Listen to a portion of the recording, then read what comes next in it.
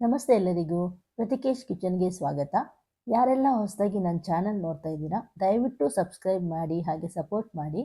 ಇವತ್ತಿನ simple recipe garlic mushroom rice. Rice ಒಂದಿದ್ರೆ ಇದು 5 ನಿಮಿಷದಲ್ಲಿ ಮಾಡಬಹುದು. ಬನ್ನಿ ರೆಸಿಪಿ ನೋಡ್ಕೊಂಡು ಬರೋಣ. ಸ್ಟವ್ ಮೇಲೆ ಒಂದು ಕಡಾಯಿ ಇಟ್ಕೊಂಡಿದ್ದೀನಿ. ಅದಕ್ಕೆ 1 ಟೇಬಲ್ ಸ್ಪೂನ್ನಷ್ಟು ಎಣ್ಣೆನ ಹಾಕ್ಕೊಂಡು ಒಂದು ಗೆಡ್ಡೆ ಬೆಳ್ಳುಳ್ಳಿನ ಸಿಪ್ಪೆ ತೆಗೆದು ಚಿಕ್ಕದಾಗಿ ಕಟ್ ಮಾಡಿಕೊಂಡು ಸೇರಿಸ್ಕೊತಾ ಇದ್ದೀನಿ. ಬೆಳ್ಳುಳ್ಳಿನ ಕೆಂಪಾಗಿ ಹುರ್ಕೋಬೇಕು. ನಂತರ ಇದಕ್ಕೆ 2 ಮೀಡಿಯಂ ಸೈಜ್ ಈರುಳ್ಳಿನ ಉದ್ದಗೆ ಹೆಚ್ಚಿಬಿಟ್ಟು ಹಾಕ್ಕೊಂಡು ಈರುಳ್ಳಿ ಮೆತ್ತಗಾಗೋ ತನಕ ಚೆನ್ನಾಗಿ ಹುರ್ಕೋಬೇಕು. ಜೊತೆಗೆ 3 ಕಾಯಿ ಮೆಣಸನ್ನು ಚಿಕ್ಕದಾಗಿ ಹೆಚ್ಚಿಬಿಟ್ಟು ಸೇರಿಸ್ಕೊತಾ ಇದ್ದೀನಿ.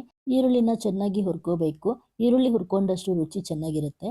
ಜೊತೆಗೆ ನಾನಿಲ್ಲಿ 200 ಗ್ರಾಮಿನಷ್ಟು ಮಶ್ರೂಮ್ನ ಕ್ಲೀನ್ ಮಾಡಿಕೊಂಡು ಸೇರಿಸ್ಕೊತಾ ಇದ್ದೀನಿ. ಮಶ್ರೂಮ್ನ ನೀರು ಬಿಡೋ ತನಕ ಎಣ್ಣೆಯಲ್ಲೇ ಹುರ್ಕೋಬೇಕು. ಇವಾಗ ಇದಕ್ಕೆ ನಾನು ಸ್ವಲ್ಪ ಉಪ್ಪನ್ನು ಸೇರಿಸ್ಕೊತಾ ಇದ್ದೀನಿ. ಉಪ್ಪು ನೋಡಿಕೊಂಡು ಸೇರಿಸ್ಕೊಳ್ಳಿ. ಆಲ್ರೆಡಿ ನಾವು ರೈಸ್ ಬೇಯಿಸುವಾಗ ಉಪ್ಪು ಹಾಕಿರ್ತೀವಿ, ಹಾಗಾಗಿ ಇಲ್ಲಿ ಮಸಾಲೆಗೆ ಎಷ್ಟು ಬೇಕೋ ಅಷ್ಟೇ ಉಪ್ಪನ್ನು ಸೇರಿಸ್ಕೊಳ್ಳಿ.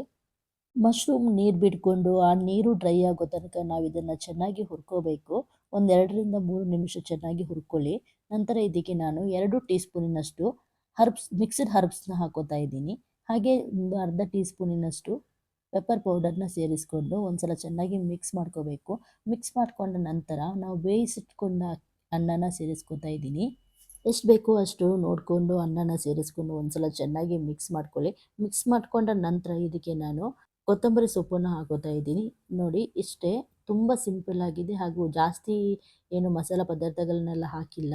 ಹಾಗಾಗಿ ಇದು ನಮಗೆ ಡೈಜೆಷನ್ನಿಗೂ ತುಂಬ ಒಳ್ಳೆಯದು, ಮಕ್ಕಳಿಗೂ ತುಂಬ ಒಳ್ಳೆಯದು.